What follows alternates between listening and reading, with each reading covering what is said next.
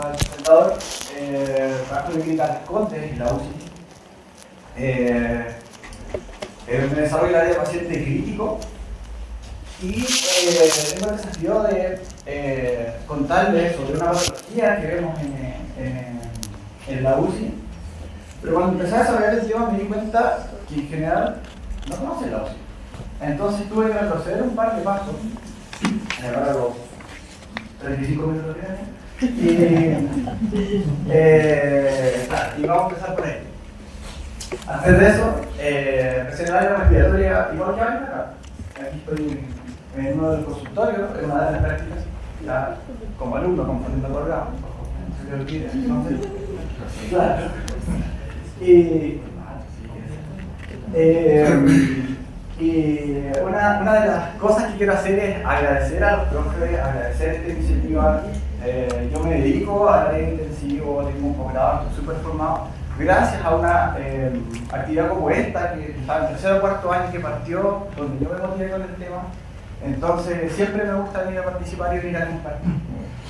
Segundo, uno hace amigos y conoce gente. Esta actividad es más que ir a tomar apuntes, es para que hagan redes, conozcan a la gente, hablen con los expositores, salgan de la sala de clase y conozcan cosas nuevas, ¿ya?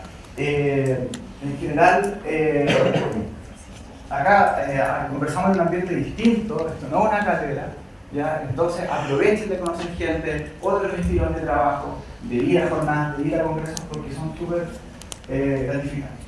Tercero, un colega muy cercano desarrolló una aplicación que lo que intenta es juntar pacientes con kinesiólogos. Entonces los kinesiólogos se escriben por un lado, los pacientes por el otro, y cuando necesitan alguna especialidad, alguna rehabilitación, el domicilio se va juntando. Esto es como un Tinder, pero de Kinder. Pero de la rehabilitación. Si quieren por ahí hacer una locura de más por fuera, de la pega que hagan o dedicarse a esto, es una alternativa. Y aquí estamos. La debilidad tiene UCI y el rol de la kinesiología en importante. Pedí ideas de capacitación que me dieron de forma institucional, y eso también es importante que sus centros e instituciones lo logren. Pero para eso me piden ocupar el logo de clínica de mi centro y habitualmente yo les mando una forma. Se le pedí ahí que nos haga una. Habitualmente uno no comenta esto, pero me interesa que ustedes sepan cómo funcionan las cosas porque después van a tener que ir ganando espacio en su centro. Entonces entendí 4 cosas de las que quiero hablar. Ya no muy bien, pero no importa. ¿Cuál es el contexto de un paciente? El paciente que nosotros tratamos ahí. Comprender en términos muy generales lo que es la debilidad que tiene UCI, que es el tema que viene a hablar, cómo se produce esta patología o este síndrome y cuál es el rol que tenemos para poder combatirlo, para poder intervenir. Entonces, primero tenemos que entender qué es una unidad de cuidado intensivo, ¿cierto? Por definición, es como la sección especializada del área médica que se dedica a ver pacientes que requieren un soporte vital continuo o monitorización. ¿Ya? ¿Qué quiere decir eso? Que el paciente está tan grave. Actualmente, cuando estudiamos el respirador y le dicen, el neumonía adquirir en la comunidad, pasa el 95% de los casos, estas otras raras que se le estudian para la prueba porque no pasan nunca. Bueno, todas esas son las que llegan a la base. ¿Es verdad? Es verdad. Entonces, cuando desarrollamos esta área empezamos a ver casi las excepciones. Y si este paciente, lo vemos a la señora pantalla, fíjense que está, es un paciente que está entubado, que está con ventilación mecánica, necesita soporte respiratorio para poder estar vivo. Habitualmente, este tipo de pacientes, nosotros en la UCI luchamos algo que se llama contra el SIRS, que es síndrome de respuesta inflamatoria sistémica. Siempre piensen que pasa algo en el cuerpo y existe una inflamación tan grande que aunque extingas lo que pasó, los efectos del veneno en el cuerpo se mantienen o son mayores que la enfermedad misma. ¿A qué me refiero? Supongamos que ustedes van a hacer, prenden un fósforo, se incendia todo un bosque y ustedes para resolver el problema apagan el fósforo, no es suficiente. ¿Ya? Entonces esto es lo que pasa, estos pacientes tienen una sepsis del origen que sea, una pancreatitis, una neumonía, puede ser intraepulmonar, lo que sea, y el cuerpo está luchando contra esa infección y todas las citoquinas inflamatorias que el cuerpo produce, entonces empieza a hacer falla disfuncional de otros cuerpos. Lo primero que pasa es que cae la presión. El cuerpo no es capaz de sostener su presión. Y no porque le falte sangre, sino porque los vasos actúan de una manera extraña, que se dilatan y la presión cae de tal manera que el paciente, si no lo sostenemos con droga, cae en paro. ¿Ya? Entonces va a requerir soporte vasoactivo, soporte hemodinámico. Luego, para poder combatir esta inflamación en general, intentamos bajar el gasto del cuerpo en todos los sentidos. Por ejemplo, se seda, se le duerme, que su metabolismo está al mínimo, incluso respiramos por él. ¿Ya? Y ahí es donde metemos la ventilación mecánica. Pero además de todo esto que hacemos, tenemos que poder monitorizar lo que pasa. Entonces, por ejemplo, aquí podemos monitorizar qué pasa en las cámaras cardíacas, cuánta presión entra y sale de las cámaras. Este paciente está con un monitor de presión intracraniana, ¿cierto? Y podemos ver la presión que hay dentro del cráneo para poder tomar medidas respecto a eso. Entonces, no solo se hacen cosas, sino que se tiene que saber comprender o vivir el entorno. Cuando disfuncionan los órganos, empiezan uno a uno. Si hay falla renal, el paciente hay que dializarlo. Si hay gasto cardíaco, ya lo dije, la frecuencia renal. Y generar cerebrolimia, ¿cierto? Le pasa mucho volumen, ¿ya? A algunos de otras áreas de rehabilitación no les gusta, pero la UCI nos gastaba el 90% del presupuesto, ¿cierto? Sí, es verdad, donde tal vez si lo aplicáramos a otras áreas podríamos llegar a mucha más gente, pero así funciona. Eso. Entonces, la debilidad adquirida en UCI es una patología que ha ido un poco mutando a través de lo mismo, ¿ya? Haciendo un poco la línea de tiempo de grandes hitos que la nombran. Esto es una cuestión vieja, 84, 85, donde se habla de la polineopatía o la miopatía del paciente crítico descritas por primera vez, ¿cierto? Como de manera teórica. Luego esto se empieza a basar un poco más en la evidencia, se empieza a reconocer, y hay un espacio grande donde entre los 80 y el 2005, 2010, donde en general lo que se intentó en las UCI del mundo es mejorar la mortalidad de las UCI a través de otras medidas, de la ventilación mecánica, porque en el fondo la mortalidad era el problema. Pero luego que la mortalidad estuvo cubierta, donde estuvo mejorada, nos dimos cuenta que sacábamos pacientes vivos pero buenos para nada, pacientes que no se movían, pacientes que estaban con delirio. Entonces hubo un nuevo reconocimiento a la importancia de la función muscular, neuromuscular y el deterioro de esta a través de la evidencia. Entonces se volvieron a hacer revisiones, se volvieron a hacer reconceptos sobre la debilidad y avanzar un poco en este tema. Entonces, acá dice que la mayor solubilidad de los pacientes está en los pacientes que salen con mejor calidad funcional de la UCI, ¿cierto? El paciente crítico está expuesto a ventilación mecánica, falla multiorgánica, sepsis, hipoxemia, polifarmacia, todo lo que nombré, y un montón de autores lo muestran. ¿Ya? Entonces, en general, ¿qué es la debilidad adquirida en UCI? Como definición, habla del síndrome de debilidad generalizada. En las extremidades se desarrolla mientras el paciente está críticamente enfermo. Críticamente enfermo, hablamos de todo este contexto de tecnología metido para el soporte vital. Y cuando no hay otra explicación alternativa, más que la propia enfermedad crítica, es decir, un paciente que tuvo un accidente vascular, que tiene una debilidad en un hemicuerpo, no es una debilidad adquirida, ¿cierto? Es una debilidad propia de la patología que está viviendo. Pero cuando el paciente tuvo una pancreatitis y luego tiene un M0 o un M1 y no puede mover un brazo o no puede mover el cuello, es consecuencia, ¿sí? Entonces, el problema es que hacemos muchas cosas bien en la UCI, pero solo por estar acostado ahí, los pacientes tienen este riesgo, ¿cierto? Y luego, lo que la evidencia ha intentado pelear entre sí misma es si esto es una polineuropatía o una miopatía, ¿ya? Entonces, algunas hablan más del compromiso mental, otras de un compromiso más axial, una de el compromiso más nervioso y otra es la pérdida de las fibras musculares. Entonces, como les decía, 60% de los pacientes que presentan síndrome distrés respiratorio agudo se desarrollan por neuropatía del paciente clínico, ¿cierto? Los pacientes que presentan falla multiorgánica de SIRS, 70-100%. 38% de los pacientes que ingresan a la UCI y 68% en aquellos que llevan más de 7 días. O sea, estamos hablando que si tenemos una cama con 10 pacientes, este es un problema que a 7 de 10 le va a tocar. En realidad todo se toca un poco, pero en 7 de 10 va a ser clave. Entonces, y 60 años el promedio de edad con los pacientes con debilidad adquirida en UCI. 60 años gente joven. ¿Ya? Y en gente con comorbilidad, gente obesa, diabética, con otros problemas metabólicos, va a ser mucho más joven. Lo mismo la pandemia, gente de 30 años, 30 años, con debilidad, con mucho riesgo de fallecer solo por sobredosis. Entonces, ¿qué es la debilidad? Este síndrome que se parece solo por estar acostado donde nunca quiere estar acostado. Cuando hablamos de la inmovilidad o actualmente de la atrofia por desuso, entendemos que hay pérdida del volumen del reflujo muscular, ¿cierto? Que se produce por no mover, literal, ¿cierto? Hay un montón de canales de activación que no funcionan y vamos a llegar a este resultado, que es la degradación de la miofibra o la baja de la producción o el decrecimiento. El problema es que cuando estamos en la UCI los pacientes no se mueven y tienen este problema, pero además se les suman todas estas cosas, ¿sí?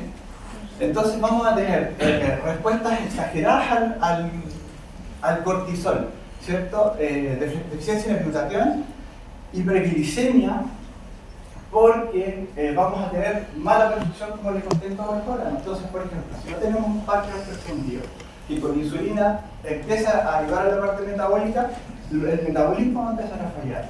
Vamos a hacer falla renal, hipercalemia y, por supuesto, los electrolitos afectan la depolarización de membrana, van a llevar a muerte neuronal, a muerte parcial neuronal. Entonces, cuando nos acercamos a este lado de la ecuación, vamos a llegar a fallas que están relacionadas con la polineutropatía. Pero también el edema o la respuesta inflamatoria sistémica, ¿cierto? Va a causar consecuencias en la miopatía, es decir, vamos a tener afectación a nivel nervioso. El edema generado a través de las paredes más permeables que pasa en un paciente que está con inflamación sistémica, nos va a afectar de un montón de maneras. El pulmón se va a poner permeable y no solo va a pasar aire, sino va a pasar líquido que se va a llenar de agua, un pulmón pesado que vamos a tener que ventilar, pero también va a pasar en la fibra nerviosa, donde el edema que está alrededor va a disminuir la perfusión en los microcapilares, donde van a ir al deterioro de la función nerviosa, por llamarlo de manera global. Entonces, esta discusión que hay entre polineuropatía del paciente crítico o miopatía del paciente crítico, en los consensos internacionales dejó de tener tanto sentido de intentar identificarla, sino más bien cómo intervenir en ella. ¿Ya? Entonces, finalmente, a la mezcla de estos conceptos es lo que le llamamos debilidad adquirida.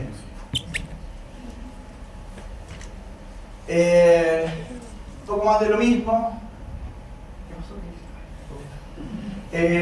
La sepsis y la inflamación producen esta falla multiorgánica con un montón de citoquinas inflamatorias, ¿cierto? La inmovilización hace lo suyo, el metabolismo, ¿cierto? Y lo que se me olvidó nombrar, la polifarmacia. A este paciente lo vamos a tener sedado porque tiene una respuesta metabólica muy alta, le vamos a pasar bloqueantes neuromusculares. Entonces, cada pequeña cosa que hacemos va a ir en deterioro de esto, ¿cierto?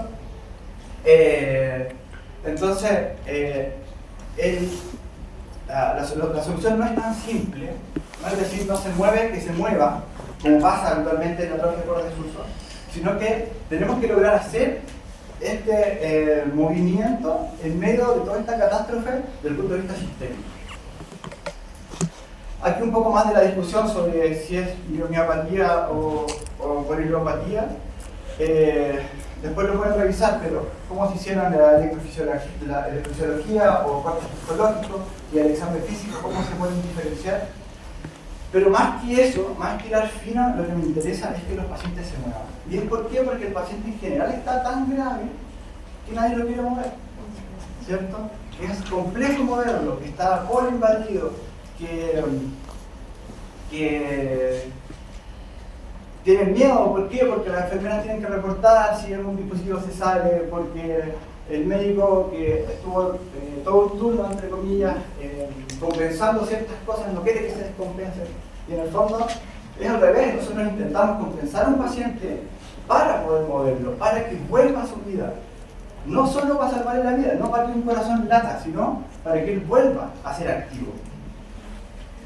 Entonces, los objetivos que propone estos mismos consensos hablan de, como solución, la movilización precoz. La L-Mobilization habla de mover a un paciente o 24 horas, 48 horas de que ingresa a la UCI en esa condición grave. Para eso necesitamos ciertas condiciones, que el paciente no esté ultra sedado, para ir probando día a día. Si la inflamación que tiene es menor, entonces bajar la sedación junto a él y se hacen pruebas o ventanas de sedación.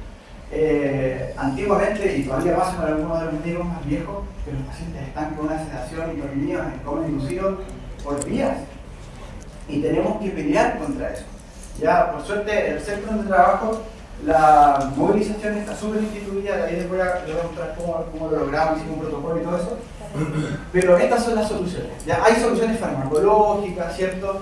Pero la terapia física y la movilización precoz es algo, un pilar fundamental, ¿cierto? De nuevo tenemos al paciente, para que no olviden el contexto, medición del gasto cardíaco, diálisis, terapia personal, ventilación mecánica, un desastre. Habitualmente cuando pasamos por los internos y están recién entendiendo este tema, como están entendiendo ustedes, nosotros les decimos, cada una de estas son bombas de difusión, pasan medicamentos continuos en pequeñas dosis que podemos controlar, ¿cierto? Subir o bajar, pero de manera continua. Entonces cuando el interno no entiende, yo le digo, mira, entre más bombas tenga, más grave está. Sí, quizás tenemos un paciente con 2, con 3 con bombas, pero ahí ¿cuántas tenemos? Tenemos 5 de un lado, 4 del otro, 9 bombas. ¿Está? La primera cosa que nos topamos en la rehabilitación, es lo que yo no les quise venir a hablar, es la ventilación mecánica. La ventilación mecánica hace estragos en las fibras musculares porque en el fondo trabajamos por ese diafragma, donde el diafragma está acostumbrado a pegarse a sí mismo, siempre. A la sociedad me encanta la ventilación mecánica, pero yo me propuse un poco como desafío venir a hablarle a las otras áreas. Entonces vamos a hablar un poco más de rehabilitación y movilización. Todos los consensos y las grandes, de los grandes autores, uno de los que más me gusta, Rick Cossing, que tuve la oportunidad de conocerlo en el congreso del año pasado, donde conversé con él. Entonces, tal así como ustedes vinieron aquí, yo fui a los coffee, y hablé con Rick y le pregunté al profe de los papers que yo leo, qué se le ocurrió, cómo trabajó, qué opina de él, cómo está la situación mundial. Y esa es la gracia de venir a jornada, salir de la hora de clase y conocer a la gente en otros contextos. ¿Ya? Mi color se coló la foto, yo ya solo la foto. ¿Sí? Ya, bueno, voy a avanzar rápido, no dar tiempo a mostrar lo último, pero en el fondo acá les mostramos cómo a los pacientes les va peor, la línea verde de abajo siempre les va peor si es que desarrollaron debida adquirida el UCI. Más tiempo tardan o peor salen de la unidad de cuidado, de la ventilación mecánica, de la unidad de cuidados intensivos o van al hospital. Estudio de corte, midiendo distintos valores de MRC. La medición de MRC es algo simple que puede hacer cualquiera y logra diferenciar los tipos de pacientes en la sobrevida, ¿cierto? La sobrevida acumulada. Entonces hay una gran diferencia y se van creando con estos estudios los valores de corte donde nos van a decir que cierto MRC es bueno o hay debilidad o no la hay. Entonces, ya que entendemos que es bueno movilizar, es importante y tenemos algunas estrategias, ¿cierto? Como les dije, bajar la sedación, esperar que la inflamación baje y rápidamente intervenir, nos encontramos con un montón de barreras. Entonces, toda esta costumbre de la UCI, que el paciente está grave, que no hay que hacer nada con él, fue estudiada por los expertos, que son más expertos que yo por supuesto, y llegaron a un consenso de recomendaciones de criterios de seguridad actual en la UCI. Cáchense.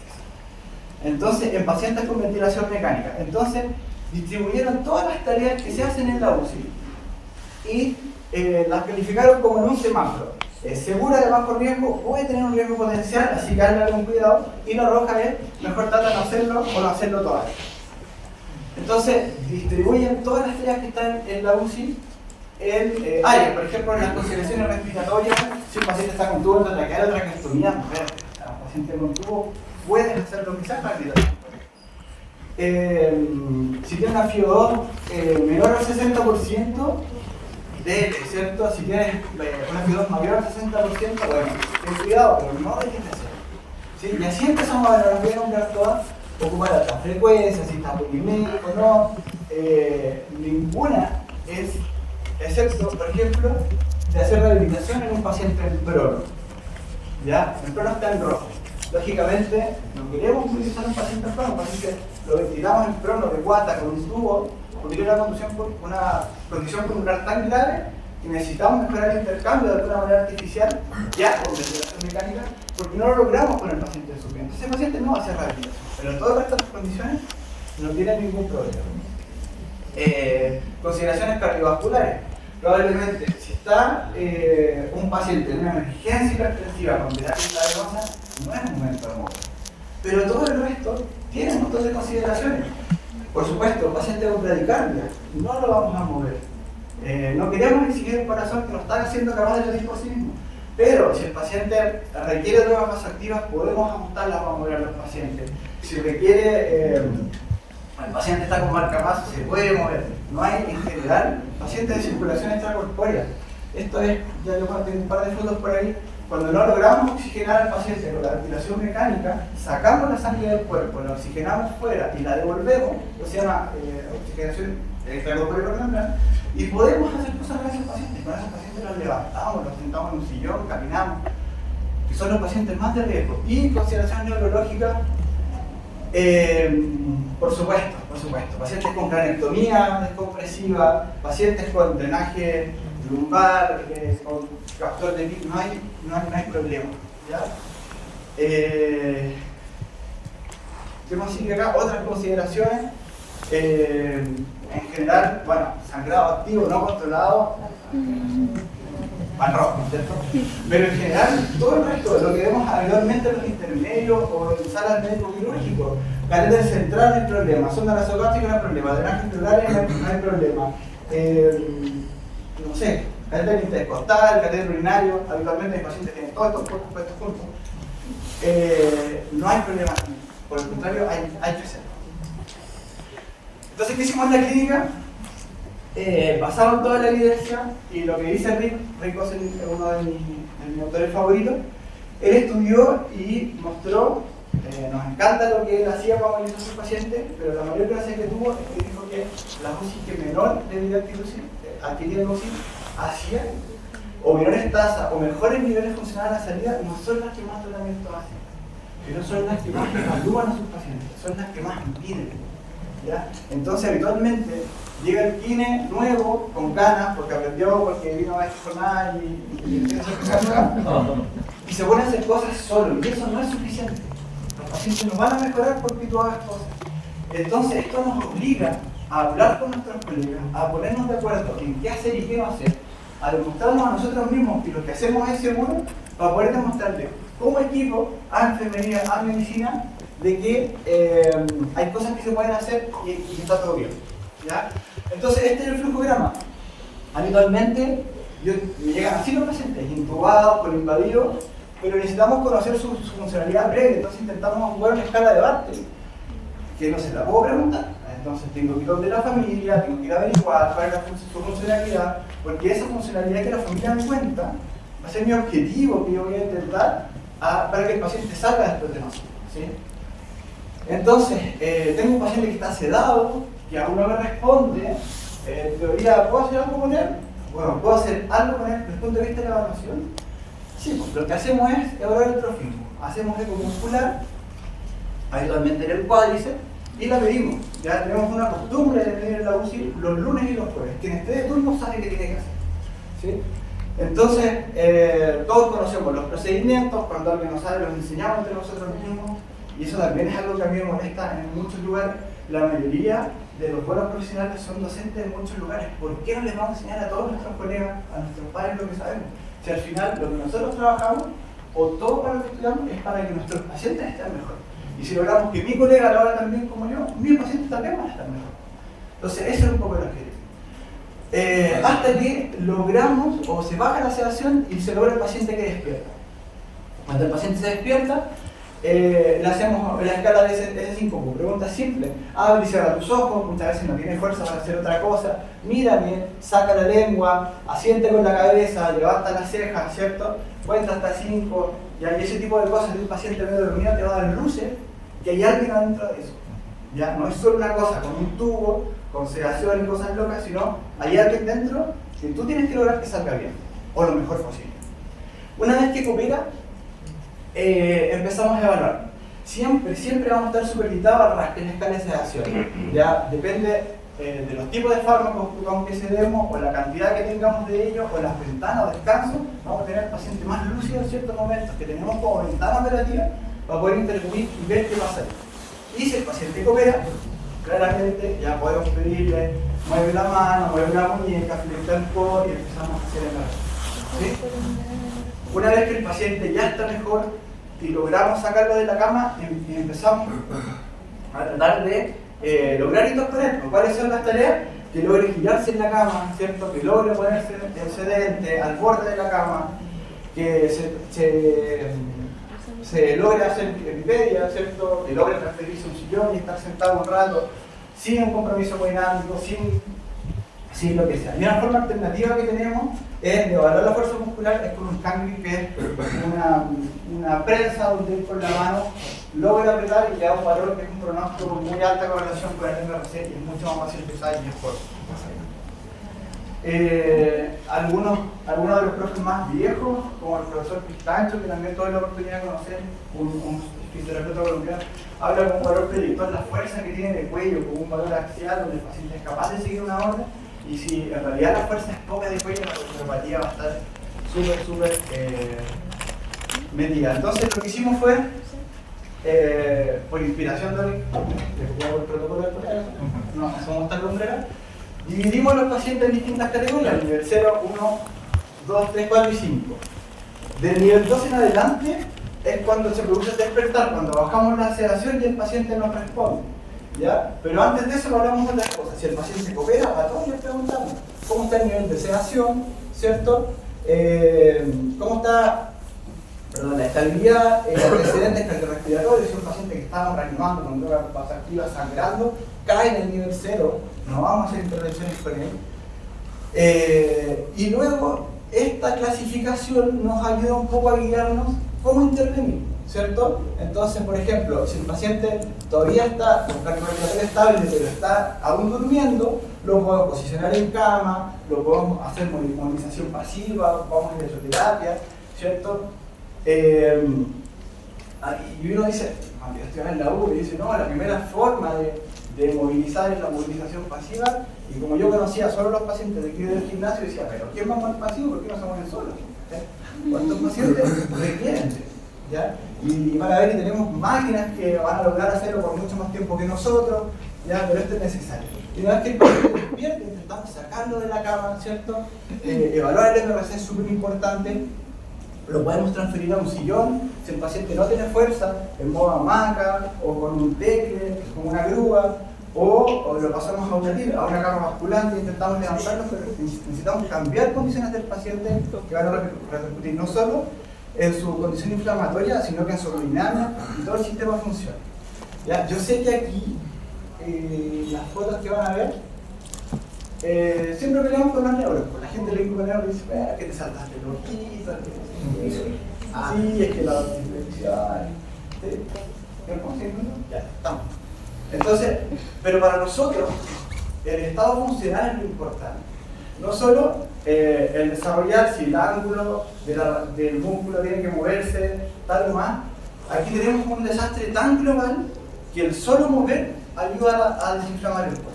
Entonces, efectivamente, no somos tan pulcros para hacer la movilización, somos súper globales, súper generales, pero buscamos estos hitos.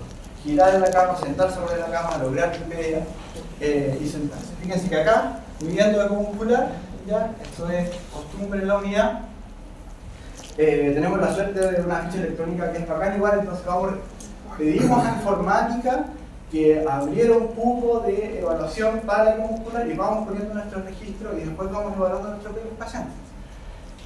Movilización pasiva, esto se llama motomiel, una cosa que igual como uno mueve las piernas, uno posiciona al paciente y le programa media hora y la cosa se queda ahí y te va a tomar café. No, un paciente que esté inestable, no, tiene que cuidar, pero no está haciendo fuerza un paciente que está en estas condiciones que yo les conté, así de grave, es un paciente que se tiene que limitar, probablemente va a estar varios días así. Un paciente que se va a hacer caca, un paciente que hay que bañar, ¿cierto? Y todas las necesidades en general que nosotros tenemos en nuestros pacientes. Y podemos aprovechar todas las instancias de movilización para hacer cosas por él. Entonces, este es un paciente que le estamos haciendo aseo, paciente con circulación extracorpórea. Fíjense que este no está con ventilador mecánico, pero sí tiene un par de mangueras que oxigenan el aire fuera del cuerpo y lo devuelven por una cánula que es coaxial que entra por la yugular. Y los pacientes se mueven, o sea, pacientes gravísimos con tecnología de soporte vital se están moviendo. Pacientes de ventilación mecánica, tenemos algunos otros problemas, no hemos logrado que deje el ventilador o hemos tenido extubaciones fallidas. Bueno, hay veces que dejamos de pelear contra un problema respiratorio, dejamos de intentar entrenar y entrenamos el cuerpo entero. Y cuando se mejora el cuerpo, se mejora el diafragma también. Entonces, pacientes con intubados en ventilación mecánica se pueden mover, ¿cierto? Si tenemos problemas o alguna dificultad, hay cosas como estas grúas para mover a los pacientes. Y este es un video, no sé si... ¿Sí? No, no. Bueno, aquí estamos, ¿qué estoy haciendo acá? Flujometría. Una paciente con un ejemplo de progresión. ¿Cómo se ve? Bueno, era yo cantando un paciente. Para evaluar la progresión de la debilidad muscular hay que hacer mediciones, ¿ya? Y de las mediciones que nosotros vamos a hacer, si se pone claro o no, los médicos van a decidir qué terapia seguir, ¿cierto? Entonces nosotros tenemos súper instituido, las enfermeras saben que vamos a ver a los pacientes, las técnicos saben que vamos a ver a los pacientes y pasan cosas como esto, no le pasó. Lo que pasa, a veces movemos a los pacientes, están los pacientes que al despertar lo único que han visto, qué sé yo, es el techo, la luz, y tú los pones tú los sientas, ahí ya me vuelvo a eso. Y pero tú sientas a un paciente y las técnicos se motivan y dicen, oiga señores, ¿por qué está así, tan chascona? Le empiezan a peinar, le ponen chape y la paciente se motiva, conversa con ella y tú dices, ¿qué tiene que ver eso con kinesiología? ¿Dónde está la miofibra, la polipropatía? Bueno, pero cosas pasan en la UCI cuando tú logras hacer cambios, cuando convences tú a tu equipo y todo tu equipo convence a los demás de que los pacientes deben moverse. Cuando los pacientes no están listos para hacer terapia física, porque tienen insuficiencia respiratoria, deficiencia respiratoria, fallas crónicas, los soportamos. Les ponemos un ventilador invasivo y caminamos con ellos. Si su problema para caminar era la fatiga, porque el pulmón todavía está inflamado, bueno, le damos soporte. Hay un video al lado, pero necesitamos. Entonces, tal como decían los niveles funcionales, 0,1 el paciente todavía está en cama, en 2 salió de la cama, ¿cierto? En 3 se mueve con alta asistencia, hablamos de mucha fuerza 2 personas, en 4 una persona o en 5 se mueve casi solo. Instituimos esa costumbre como un lenguaje en la institución. Entonces un paciente que me llaman los técnicos y me dice, oye, te necesito mover a este paciente, yo le digo, ahora es nivel funcional 4, es nivel funcional 3, y todos entienden lo que significa. Y ya saben que lo pueden mover con poca asistencia, o les digo que no, alta asistencia tengo que estar. ¿Sí? Entonces, el lenguaje que usamos entre nosotros no solo sirve para nosotros. Y aquí tenemos la progresión de un paciente, circulación extracorpórea, hemodiálisis, un balón de contrapulsación, ventilación mecánica, y el paciente está un poquito más joven. Al paciente lo movemos a la fuerza, este paciente tuvo un problema para despertarlo, le contaron la sedación y no quería despertar. Y yo, como soy pinganilla, pescaba y ponía la radio, ponía cumbia, reggaetón, y después le preguntaba, ¿y por qué no te querías mover? Que me gusta el metal, o sea, lo tenía que apagar y se levantaba. Y finalmente los pacientes te agradecen. ¿Sí? ¿Por qué? Porque todos hicieron intervenciones, pasaron medicamentos, los médicos hicieron visitas, pusieron indicaciones, pero que estuvo en la pieza un montón de rato y vivieron el proceso con él, fue este.